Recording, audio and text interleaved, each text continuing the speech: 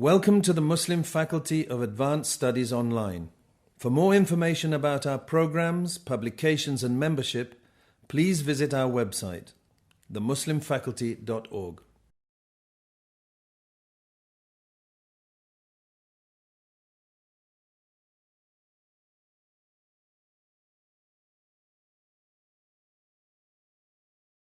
It is my pleasure to be among you today, and I thank Sidi Abd Samad who introduced me and everybody who came to attend with us. This not a really academic lecture, it is only freely talk about Islamic Sufism in the West. As Hajj Abd Samad introduced me, I'm Aziz Idrissi from Fez University and graduated from Islamic Studies Department and also from Arabic Studies Department. And so the most of my lectures done either in Arabic or in French. And this is a new experience for me to talk in English. So forgive me if my English is not good, but I try, inshallah, to convey a summary of this talk. So the story of Sufism in the West, it's connected to the story of Islam in the West. Since every place Islam reached, Sufism go with it, because there is no separation between Islam and Sufism. Islam is Sufism. What is a Sufi is a sincere Muslim, and this is clear, as you know, from the hadith al-Ahadith, the mother of science, the mother of prophetic science. When the angel Gabriel alayhi salam came to the Prophet sallallahu alaihi wasallam and asked him, and the Prophet ﷺ was sitting with his companions, ma'a sahaba, with his companions, and he asked him, what does Islam mean? He said, Islam is to testify shahadatain, to testify that there is no God except Allah subhanahu wa ta'ala, and that Muhammad is his messenger, and to make the salat, and to pay zakat, and to do hajj, and to do to fast during the month of Ramadan. So this is Islam. This is the 5 pillars of Islam, and everyone did this. This is Islam. And the angel said, "True, you are true." So the companions were surprised how he asked the Prophet ﷺ, and he told him, "You are true." Means that he knows better than him. The angel asked the Prophet ﷺ, what does Iman means? So the Prophet ﷺ answered that Iman is to believe in Allah and his messengers and his angels and the books and his boxes, and the day of Yawm al-Qiyamah, the day of resurrection, and this tiny, whatever he is, good or bad. So this is the Iman. And not all Muslims are mu'mineen. So among these Muslims, Islam like a wide, Islam is deen. But this deen had 3 stations. The first station is Islam. The second station is Iman. So like Muslims, the wider circle. The limited circle among those Muslims, there are mu'mineen, believers. And this is clear in the Quranic verses as well.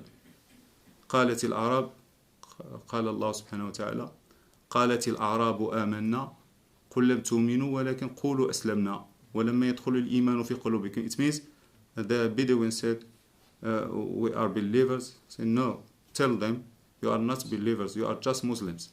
So the elite of Muslims are believers. The angel again said true, and asked him again, what does ihsan mean? Ihsan, perfection. What does ihsan mean? The Prophet ﷺ answered, ihsan is to worship Allah subhanahu wa ta'ala is as if you see him, but if you don't see him, as he sees you. This is the station of ihsan. So this is 3 stations in Islam. The angels here, he didn't tell the Prophet ﷺ the truth, because this station Prophet knows better than him. This is the station of ihsan. And Sufis claim that this station is its own station, their own station. So Sufism is the elite of elite from Muslims, and this is clear also in the Quran. There is a verse in the Quran, وَمِنَ الْمُؤْمِنِينَ رِجَالٌ, among believers there are men. Men means men and women at the same time. Men, the action of in the action of worship, not the action of sex. So Sufism, we cannot separate Sufism than Islam. So the history of Sufism in the West is connected to the history of Islam in the West.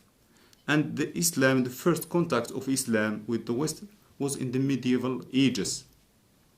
Medieval ages, or the Middle Ages, when through Al-Andalus, and you know that in the 2nd century of Al-Hijrah, the Muslims reached Al-Andalus, which means Spain and Portugal. And also 3 centuries later, through the expansion of Ottoman Empire to the Eastern Europe. So this is the first contact of Muslims with the West.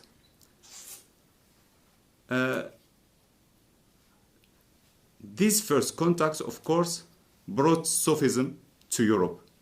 And at that time, there were many Sufis in Al-Andalus. Ibn Arabi, for example, in the medieval ages, was in Al-Andalus. Also, we can find Ibn Arabi. There are 2 Ibn Arabi, as you know. That's Ibn Arabi, the Sufi Ibn Arabi, who buried who is buried in Damascus, in Syria, and Ibn Arabi al-Ma'afiri, who is buried in Fez. This is a Maliki scholar, great Maliki scholar. He is also the student of Imam Ghazali, but he didn't benefit from him a lot from Sufism. So this is the first beginning of contacts between Islam and Sufism. At that moment, Westerners, Europeans, influenced by Sufism, influenced by them, but they don't convert to Sufism, or they don't bring the tariqah. So they influenced by Sufism, and there are many examples, as influenced by them in several fields. In philosophy, there are many philosophical theories at that time which is influenced by Sufism. In political production as well, in many fields. And the work of Priest, the Spanish Priest, I think Palladius, proved that he is influenced by Ibn Arabi. Also Ramullul. There are many names. It's not, inshallah, through the book I will not discover everything. Till it's a surprise, inshallah, in the book. In the book we will discover more. So in this first contact between Sufism and Islam, Sufism influenced Westerners, and influenced only on philosophical and through literary production, and at that time Westerners started to interest in Sufism, and they translated many works, many Sufi poetry. Jalaluddin Rumi at this time was introduced to Western audience. Also Rabi'a al-Adawiyya, the female saint of Iraq was introduced to Western literature. And but the second and the effective period which Islam became in contact with the West was in the colonial period. The colonial period means that when European comes to Islamic land and colonize Islamic land and exploit the economically, and this moment is not. It has, of course, it has a dark side. It is negative for Islamic countries, but it is also positive. It has a positive side because it put Islam in direct contact with Western culture, and here Islam was able to penetrate Western culture, and this happened through two ways: through immigrants, because after the World War II, European countries need immigrants to participate in the construction of their countries. So there are many Westerners, there are many Easterners who come to European countries and participate in the development of this land. And at the same time, they brought with them Sufism. Thank you.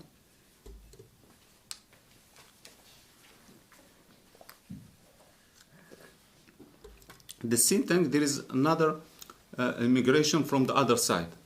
Western Europeans went to Islamic world and learned from them and started to introduce to Sufism. And this is the most important phase in the contact between Islamic Sufism and the West, because in this phase, in the colonial period, in the 19th and the beginning of 20th century, the late 19th, the beginning of 20th century, it brought the Sufi tariqa, Sufi order from the eastern world to enroll in the Western land, and this has happened through many Western figures. The first one, according to my research, who converted to Islam, took place in 1908 in Egypt. This man was Ivan Agili, or Sheikh Abdalqadir Aqili. He is a Swedish painter. This Swedish painter converted to Islam in 1908 and took the Tariq al-Shadhiliyya, and his Sheikh, who is Abdurrahman Allish al-Kabir, appointed him as his representative in the West, means as his muqaddam in the West, means he has some authority to introduce and to initiate Westerners to Islam. And he came back to Europe and started to work actively to recruit Westerners, or to make Westerners convert to Islam. Another one who is influenced by Sheikh Abdalqadir Aqili was René Guignon, French philosopher René Guignon. René Guignon converted to Islam in 1912 at the hands of Ivan Aqili. And René Guignon was an active French philosopher, and he wrote many books and many articles, and was active in publishing books and articles and participating in conferences, and this was very important. influenced other Westerners. So here the circle of converts started to be spread and spread and spread in the West. René Gagnon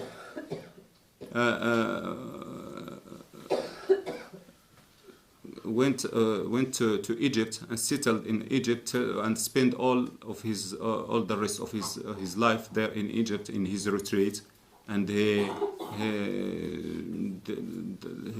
didn't accept to meet with anybody. Just in his retreat, he spent all of his time in writing and in publishing articles and publishing in special magazines in Europe. He passed away in 1951. This French, this is the beginning of Sufism in the West, the beginning of Shadhiliyya in the West, really.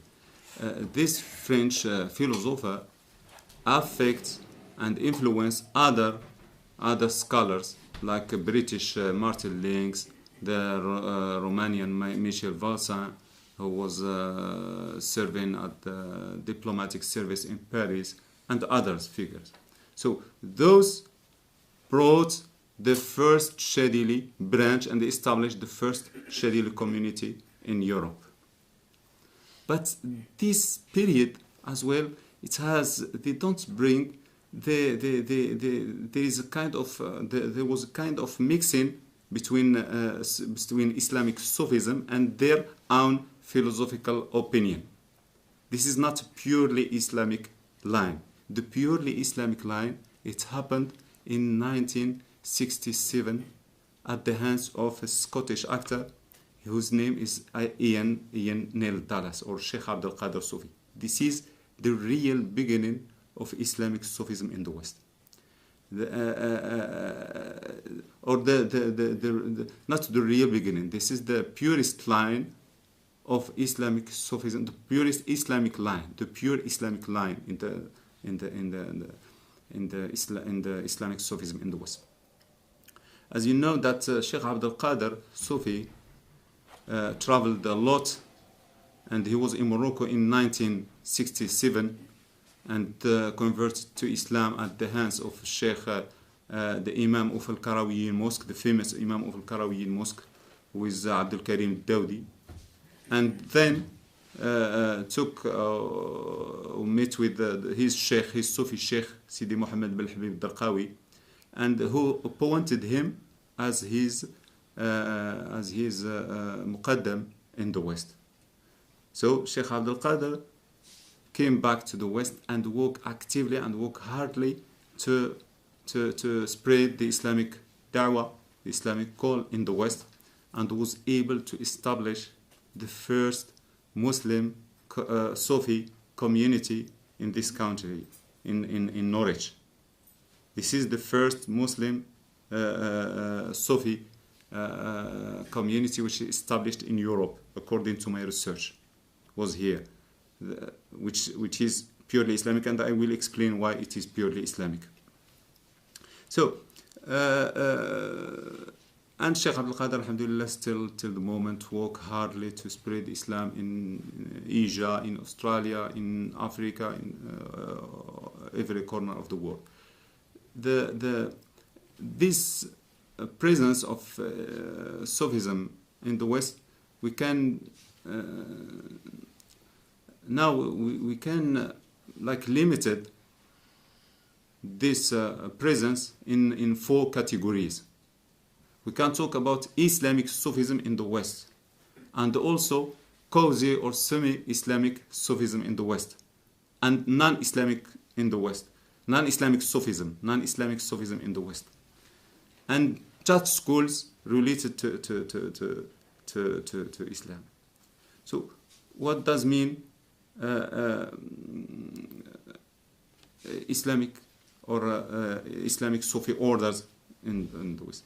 So Islamic Sufi orders means that the orders which took the real Sufism and has good lineage and their sheikhs has lineage to the Prophet ﷺ and practice and practice the real Sufi. This is Islamic Sufi movements or Islamic Sufi orders in the West. There are some orders in the West which are quasi Islamic, quasi or semi Islamic, means that they mix some Islamic rituals with other elements, foreign elements, with other metaphysical philosophy, with some perennialist opinions, with some traditionalist schools. So this is like a quasi Islamic schools, and there are many examples. Inshallah, I will discover. There are non-Islamic schools, non-Islamic Sufi orders. I mean, non-Islamic Sufi orders in the West. There are the problem of Sufism is very complicated in the West. I was in United States. My research of my PhD research was about Islamic Sufism in the West, in United States, and I was there a couple of months. I visited the United States 4 times, and I met many Sufi communities. And one day I was surprised. I asked, I was in a meeting, a Sufi meeting, and I met with an American guy. Asked him, "Are you Sufi?" "Yes, I'm Sufi." "When did you convert to Islam?" "Not yet." How you could be a Sufi and not yet converted to Islam? I said, "No, I'm thinking about Islam, but now I'm Sufi." So this opinion is in the West. Also in United States, I met in conferences and in university. I asked people, the scholar people, not only orderly people. I asked them, "Do you know something about?" "Yeah, Sufism. Yeah, I know. Sufism is dance. Sufism is whirling dervishes." So they have Sufism. There are Sufism means only whirling dervishes. So this is there are some Sufi orders in the West which has no connection with Islam, and they separated themselves from Islam. They said that we are Sufis, but we are not Muslims, and their sheikhs, their guided spiritual, maybe spiritual, I don't know, guides. They accept their students from. If they come Christian, yeah, you can keep yourself Christians and you are Sufi. Come Jews, yeah, you can keep your religion and you are Sufi. If they come has no religion, no, don't worry. just take this dhikr, or just participate with us in Hadra and you are Sufi. Or just read the books of Fusus al-Hikam, Ibn Arabi, and you are like Ibn Arabi. And this is really created a problem in the West. So there is no scale, no balance to know what is right from what is wrong. There are some Sufi schools, or some schools which only take the name of Sufism, but they have no connection with Sufism at all, like some psychological schools which concern with spiritual diseases, and they took this name because it is attractive, and this is happened in the West.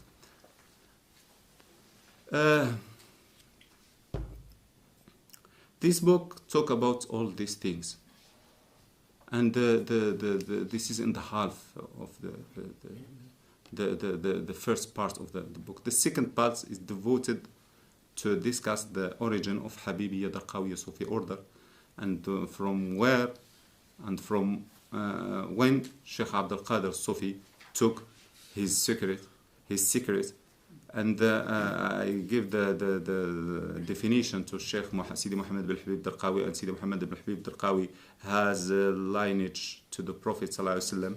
This is why we are talking about the pure Islamic knowledge, the pure Islamic line. We are talking about the silsila, because the silsila means that this man took from that man impersonally, and from that man to the Prophet ﷺ. So this is the light of the Prophet still alive within us. Yeah, this is the most important thing is that Shaykh Abdalqadir didn't only took the Sufism and Hadra, but also took the fiqh and the aqidah. And this is not even any Westerner converts did, or the others. So they took only Sufism because it's attractive, but no other took the fiqh or the Islamic fiqh. And when I compare between the Islam, which real Moroccan scholars understand, I found the same elements. The founder, why Morocco is an exceptional country, an exceptional Muslim country in the world. Why? Because Morocco took the real Islam from the Prophet ﷺ. So it is so far from the East. How this happened? I told you how this happened. The one who established the Islamic State in Morocco was Mawla Idris. And Mawla Idris, who is Mawla Idris? The Mawla Idris, the dynasty, the Idrisi dynasty is the first Islamic state in Morocco. Who is Mawla Idris? Mawla Idris is the son of Mawla Abdullah Al-Kamil, the son of Mawla Abdullah Al-Kamil, the son of Mawla Al-Hasan Al-Muthanna, the son, so Al-Hasan Al-Muthanna is his grandfather, the son of Al-Hasan, Mawlana Al-Hasan, the son of Fatima al-Zahra, which is the Fatima al-Zahra, the daughter of the Prophet ﷺ. So that was why Islam, and from that time the Moroccans kept the same and protect the same Islam, which is Tariqa Sufiya, which is Aqidah Ash'ariyya doctrine, Ash'ari doctrine, and fiqh Maliki jurisprudence. So we can talk, as we started at the beginning, with three types, with Islam, Iman, Ihsan.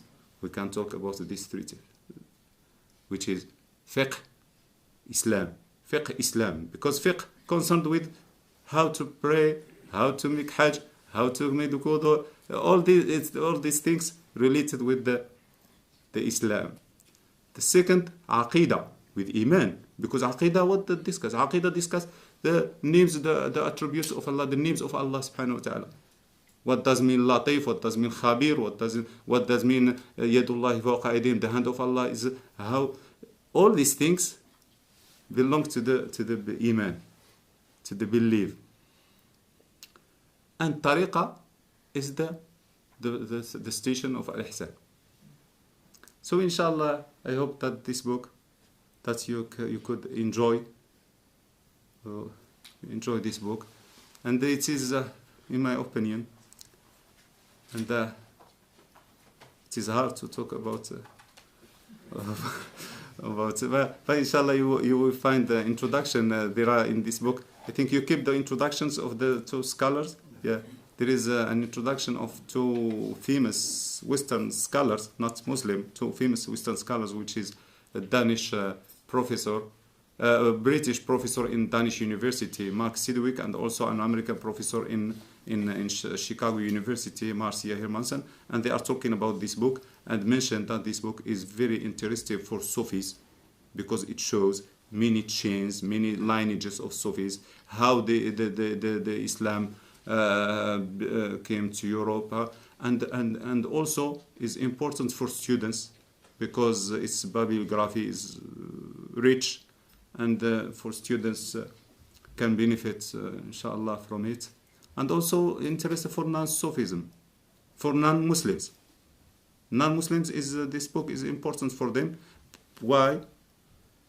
To know that Western culture is not only the daughter of Judeo-Christian culture, the Judeo-Christian background, but it is also the daughter of Judeo-Christian and Islamic civilization. Walhamdulillahi Rabbil Alameen.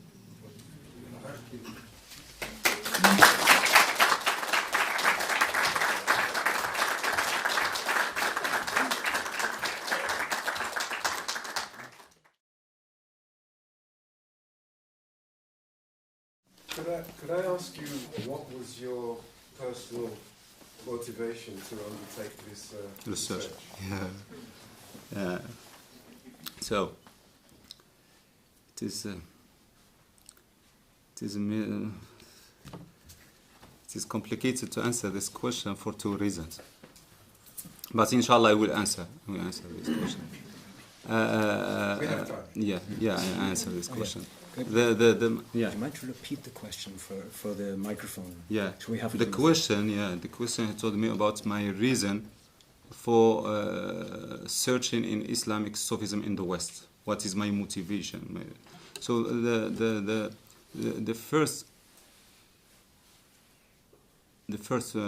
factor behind choosing this topic is that I raised from my childhood. I raised in a Sufi family, and alhamdulillah, I have a Sufi background. And during my childhood and my secondary school, I read a lot about Sufism. So I have a good knowledge. Not alhamdulillah, I have a good knowledge about Sufism. And when Allah subhanahu wa ta'ala, when I have my license, and I was looking for the topic for the title of my master's topic, I was thinking about what is needed really for Sufism. We need something, and I find that this field of study has not discussed before. No, there is nothing written in Arabic about Islamic Sufism in the West. There is many academic studies about Sufism in Africa, Islamic Sufism in Africa, Islamic Sufism in Asia, Islamic Sufism in Persian land, Islamic Sufism in Andalus, but not in the modern Europe and the United States. So this is why I chose to tackle this topic, because I noticed that there is an emptiness in this kind of studies in Morocco. I have also another spiritual motive, which is related to a vision I have seen since a long time about this subjects. Because when I decided to study this topic, and I went to my teachers, my professors, and asked them, I'd like to search in this topic. Can you accept to be my supervisor? No. Nobody accept to be my supervisor. Nobody, because they said, the West and the Sufism, and there is a kind of conflicts, and this is a really dangerous topic, so we cannot involve in these things. Maybe there is a kind of conspiracy. Eastern mind is suspicious about these things. So at least I convinced myself to change the topic, and I changed the topic. I think the alternative topic was the halqa in Marrakesh, the circle, like a funny circle in Marrakesh. So how the people came to play with snakes and with the traditional. But that night I saw in my dream a man who told me, no, this is not your subject. You should study Islamic Sufism in the West, and look for that professor. And he named the professor. You look for that professor. He will your supervisor. At the morning, when I get up, I know this professor because I have a contact with him. And this professor is not for he didn't affiliate it to my apartment. He didn't affiliate it neither to Arabic nor to English to English. Yeah, neither to Islamic Studies department. So I went to the university, and I was anxious. I went to the university, and I met him at the gate of the university, at the door of university. I met him. I told him, this night I saw you in my dreams, and you are my supervisor for this. I said, no, it's impossible to be a supervisor, but you could see Dr. and he give me the name. Maybe he will accept this subject. And I go to the department. I found the only doctor, the only professor who told me his name, and this doctor, accept to be my supervisor. And this is the story.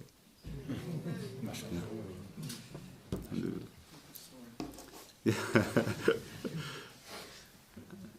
Any other question? Can I follow up there? Yes. I'm interested that you said the only true, authentic line of Islamic Sufism was through Shaykh Abdalqadir. Did you know about him, or did that conclusion come after your research? Did you know anything about Shaykh Abdalqadir? When I wrote this book, I have never met anybody from Shaykh Abdalqadir, or I didn't meet Shaykh Abdalqadir, and I didn't meet any one of his followers when I made this research.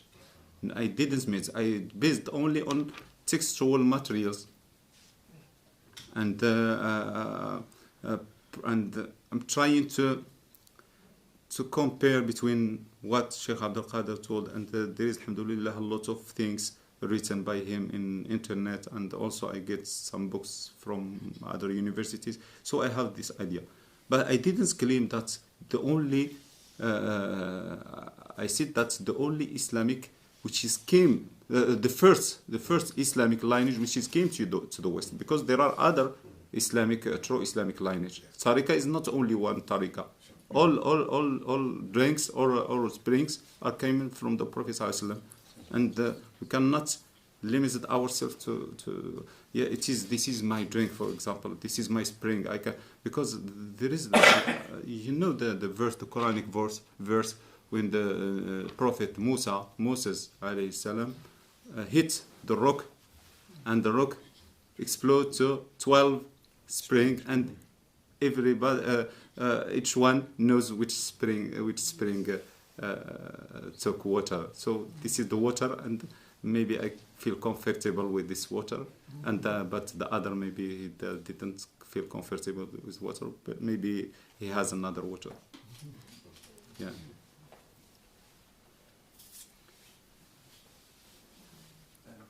Yeah. Would you say since the time of Shaykh Dr, there has been any other tariqas that have come into the West that you regard? Yeah, before him. Yeah, I'm sorry. The question, as I understand, that you ask me if there is any other tariqa at the time of Shaykh Abdalqadir came to Europe. Yes, since that time. Since that time. Before him, there are some tariqas come to Europe. I mentioned Alawi Sufi order. Alawi Sufi order came before Shaykh Abdalqadir to Europe. Alawi Sufi order belonged to the Sheikh Ahmed bin Mustafa al-Aliwi. Ahmed bin Mustafa al-Alawi, it is known in British scholarship as al-Alawi, as Ahmed al-Alawi. Since there is a PhD, I think PhD book, PhD thesis done in English by British scholar Martin Links, famous British scholar Martin Links. He did his PhD about this subject, this sheikh, and he considered him as the saint of the 20th century. And of course, there were connection between Sheikh al-Alawi and Sheikh Sidi Muhammad bin Habib. And Sidi Muhammad bin Habib went to Sheikh al-Alawi just a few days before his death. There was a connection. So those Friedrich Schoen, the Swiss German philosopher Friedrich Schoen, when he was Alawi, he was the first one who bring Sufi Shadhilis in the West. But he mix his perennialist ideas, his perennialist philosophy with Islam, and this make not this tariqa in Europe, especially after he changed its name from Alawi to Maryamiyya. When he changed the name from Alawi Darqawi Shadhili order to Maryamiyya Alawiyya Shadhiliya order, here he deviates from Islam, and he started to accept anybody to come to him. He also did some. For example, during the month of Ramadan, they can their followers don't fast during the month of Ramadan because they don't want or they didn't want the Europeans discovers that they are Muslims, so they hide their Islam. But this is not the case. That's why Shaykh Abdalqadir, when he brought Islam in three elements. The true lineage, I mean. Can I ask how your book was received in Morocco? Alhamdulillah, very successful was. And Alhamdulillah, just it was like a blessing. Allah, it's a blessing. And just 1 month after he published, there was a launch at the university. Make a launch for this book, and from that time, from 2008 till the moment, this book is official program for master studies department, for master studies of Islamic for master of Sufi studies in first department in Dhar Mehraz Faculty of Letters of Humanities. So it is official program, official subjects for students, master of Sufi studies. Alhamdulillah. And now I'm planning to have the second edition, inshallah, because the first edition finished in Arabic, and I published 1,000 copy. So now all these copies.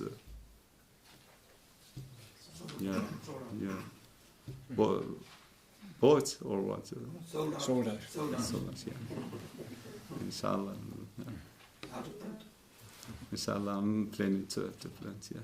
And now alhamdulillah, I discovered another publisher who can publish wider on Arabic words, not only in Morocco, from Beirut, who can publish in Egypt, in Lebanon, as this PhD was published in Beirut, in Lebanon.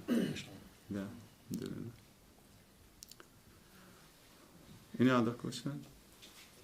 Yeah. Did your research come about another figure, Abdalqadir? Abdalqadir. Did you research? Did you uncover the history of Abdalqadir, another English figure? No, I didn't meet this. I didn't. No idea about him. But that's why. Because when I wrote this book, I have no opportunity to come to England. So it's based on not like the other book, which is based on United States. I went to United States many times, and I visited many Sufi communities. I've been in Chicago, Philadelphia, California, and New Jersey, New York. But that book, I had no opportunity to visit in a place. So I'm based only on the material text or textual materials.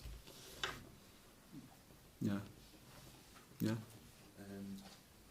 Is your book on Sufism in the US being translated? And it is in the process, inshallah.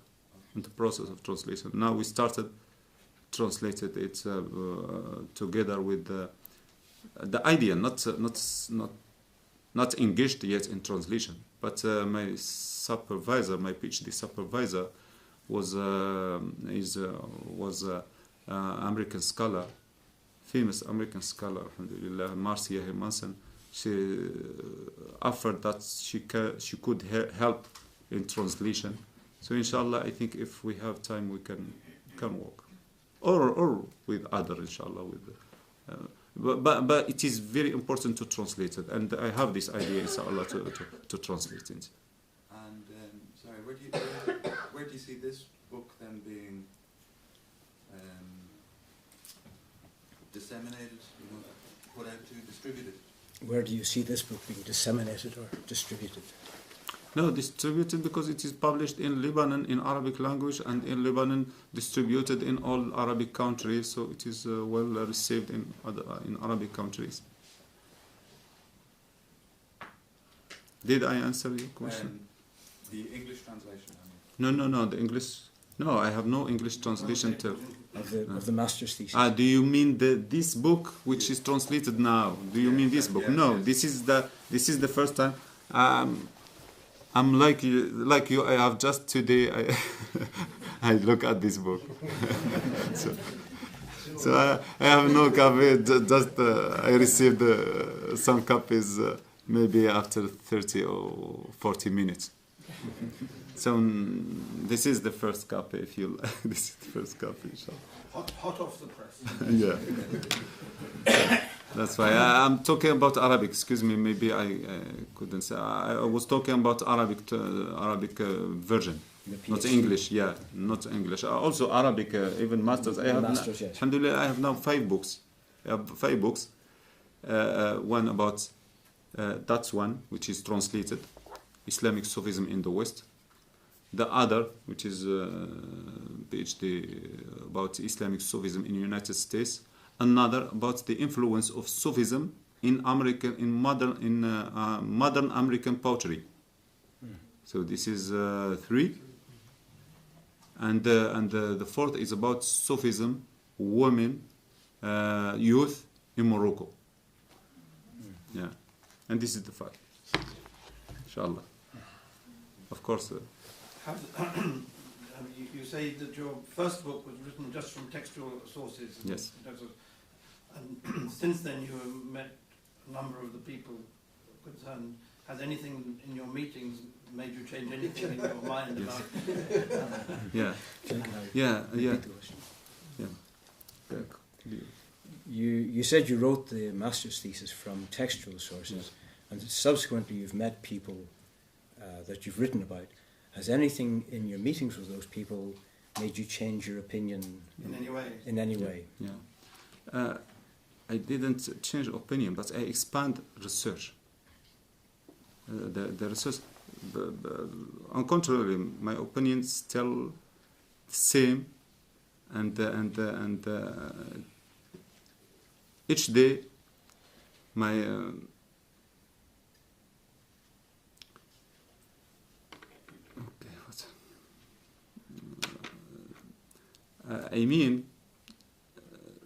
the other book helps me to know more about how Habibiyya Darqawiyya introduced to Europe. So there is many edition which is not included in that book.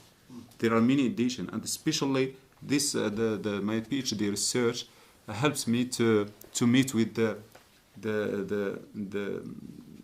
leaders or the pioneering figure who established or who set up the first Habibi Sufi community. I met with Shaykh Abdalqadir, and I interviewed him. Also, I met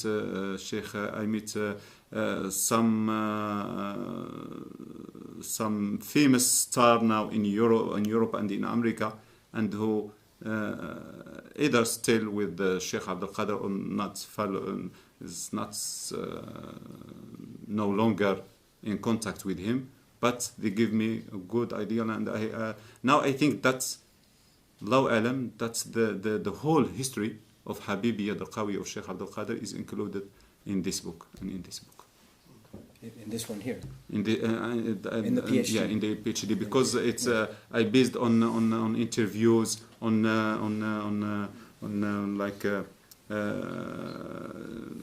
I visited places and I see with my eyes, and I discovered many things. I interviewed people, and there is many editions, inshallah. I wanted to ask what difficulties you faced whilst researching. What was it? Was there anything you find difficult in particular about your process? Well, what difficulties did you find in the process of researching your book? Yeah, of course, any work has its obstacles and has its difficulties. The first difficulty, of course, is funding, is money, because in order to go to Europe from Eastern country and underdeveloped country like Morocco, to visit Europe and to visit Sufi communities there and to get access to international academic institute or academic university, so that's cost you a lot. But alhamdulillah, the love and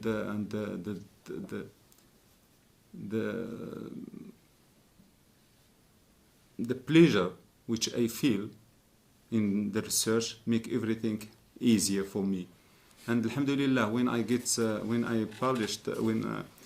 finished this book, the master's book, my master's book, when I finished it, I get a grant from Moroccan and from American government.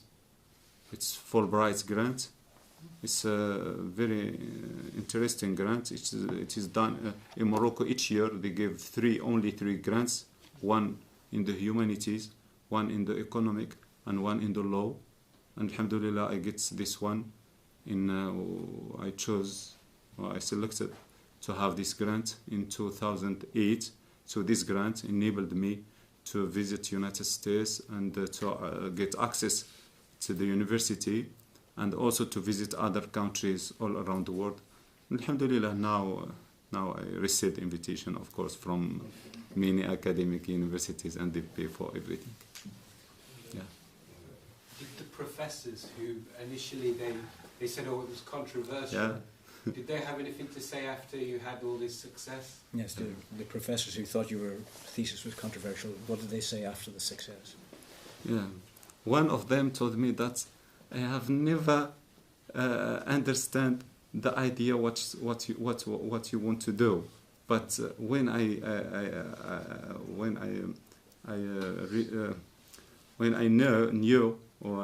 know about this great success which you achieved, alhamdulillah, I was very proud of you and very proud that I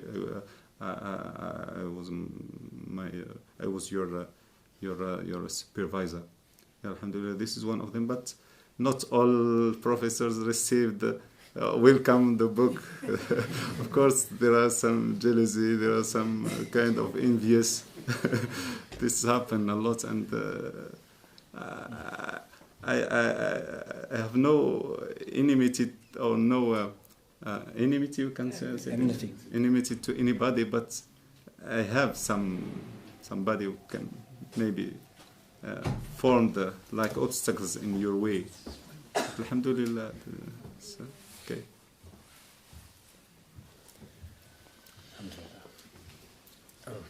Yes, last question. Yeah, last question, Sidi Khalid.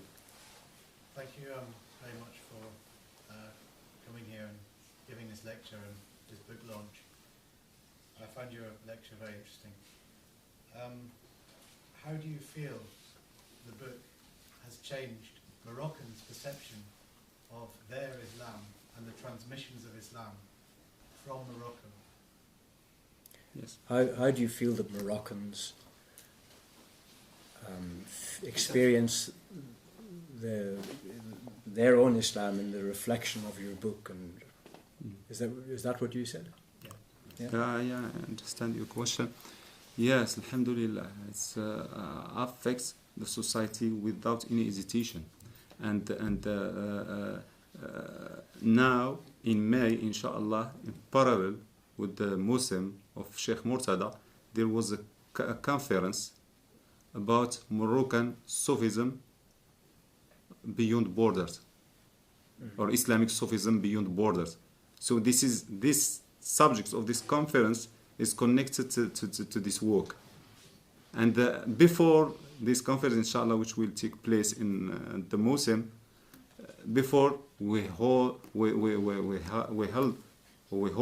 many conferences about the same subject.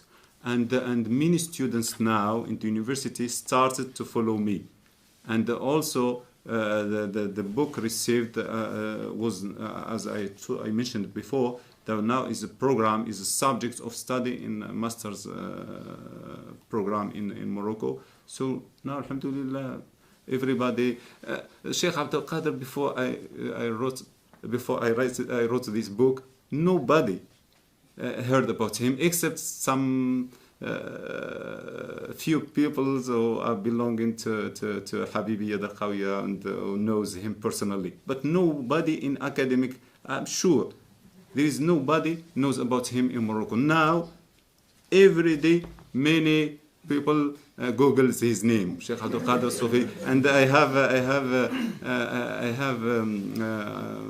like a website, and this website send me the feedback. If somebody search for something related to me, they send me feedback. This is from English, this is from and these subjects which search for. And every day I receive many emails that this from Egypt source for Shaykh Abdalqadir, this from Morocco source for Shaykh Abdalqadir, this from Algeria source for Shaykh Abdalqadir. Alhamdulillah, this is Rahman, this is mercy of Allah subhanahu wa ta'ala. So Dr. Aziz, thank you very much. We're very honoured by your talk. I'm very grateful to you. It is my honor, it is my pleasure to be with you, and to meet all this beautiful collection of my friends.